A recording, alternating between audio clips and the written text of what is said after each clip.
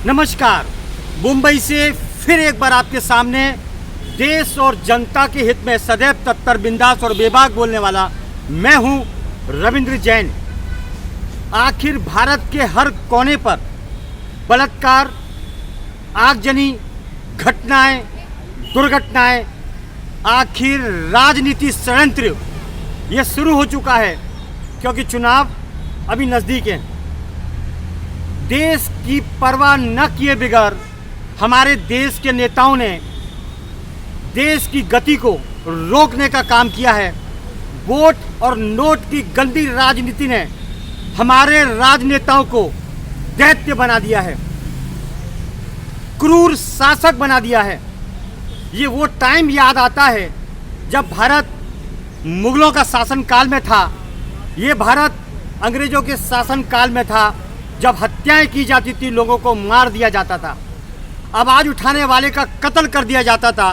वो दिन याद आते हैं और वो काल शुरू हो चुका है, क्योंकि नेताओं की दुकानदारी, राजनेताओं की दुकानदारी, अय्याशी, नोट और वोट की शुरू हो चुकी है। कैसा हो सकता है हमारे देश का ये हाल? ये सोचने का विषय है। ये भारत कैसा था और इस भारत में कौन पैदा हुए थे और इस भारत का क्या इतिहास रहा है, ये आपको बताना चाहते हैं। वैसे तो आपको मालूम होगा, इस भारत की मिट्टी में छत्रपति शिवाजी महाराज ने जन्म लिया, महाराणा प्रताप ने जन्म लिया, अहिल्याबाई ने जन्म लिया, महारानी लक्ष्मीबाई ने जन्म लिया। मैं आपको ये बता देना चाहता हूँ, इन लोगों ने जनता को बचाने का काम किया और अपने जीवन को मिटाने का काम किया। ये थे त्यागी, असली राजा महाराजा, जिन्हें आज की तारीख में टॉप नेता बोला जाएगा। लेकिन आज के नेताओं ने क्या किया? जनता को आग में झकोल दिया, जनता को मरने के लिए छोड़ दिया और खुद बिल्डिंग में बैठ के ऐश करते हैं। ये है हमारे देश के नेताओं की काली करतूत का एक इतिहास। एक इतिहास हम पढ़ते हैं राजा महाराजाओं का। महाराणा प्रताप एक योद्धा थे, महारानी लक्ष्मीबाई एक योद्धा थी। आप ये बताइए कि आज का नेता किस तरीके का योद्धा है? ये योद्धा नहीं, ये कायर है, अय्याश है। इनको अय्याशी करना आता है, देश की जनता को रुलाना आता है।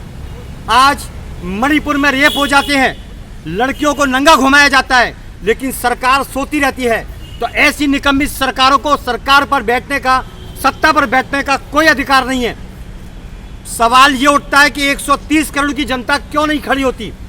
सवाल ये पैदा होता है कि हर आदमी एक दूसरे को देखता है कि तू खड़ा होगा क्या, ये तू खड़ा होगा, ये तू खड़ा होगा, तू खड़ा होगा। पहले इस पहले में हर आदमी निपटता जाता है। महंगाई इस कदर बढ़ चुकी है कि हर घर का बजट बेकाबू हो चुका है। कोर्ट में जाओ तारीखी मिलेगी, हॉस्पिटल में जाओ लंबे लंबे बिल मिलेंगे, और किसी ऑफिस में काम कराने के लिए जाओ तो वहाँ रिश्वत मांगी जाती है।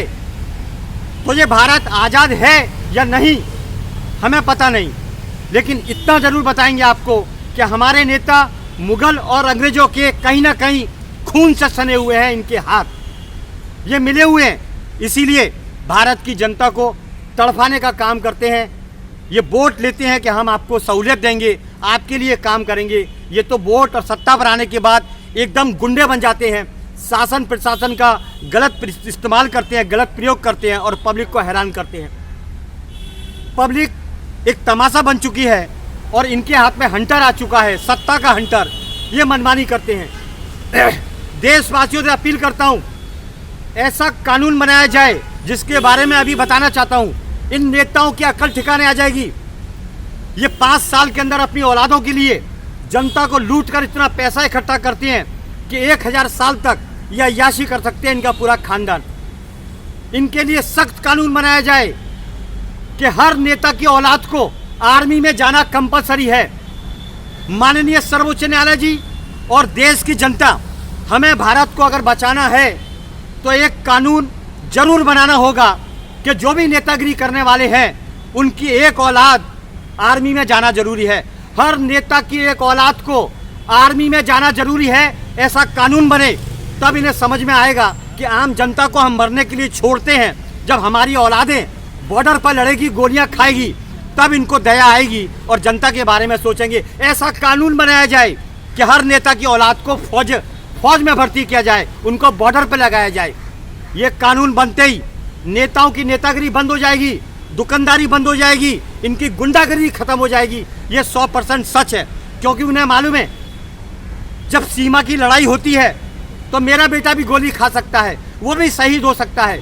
जिस तरह हमारे नेताओं ने 1947 के पहले गोलियां खाई और भारत को आज़ाद कराया, वो नेता थे, असल नेता थे।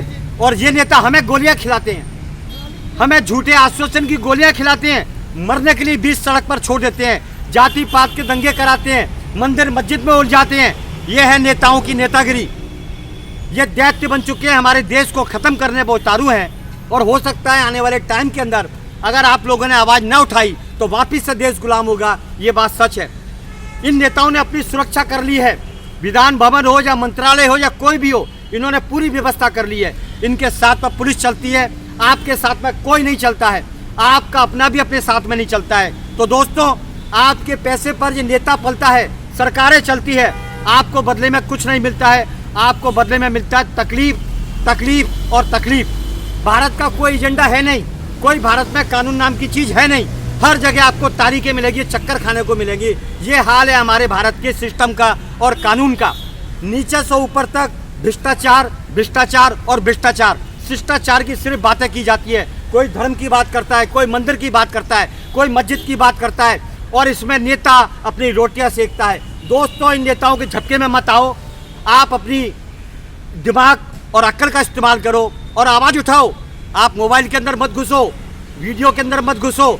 आप आवाज़ सुनिए मेरी।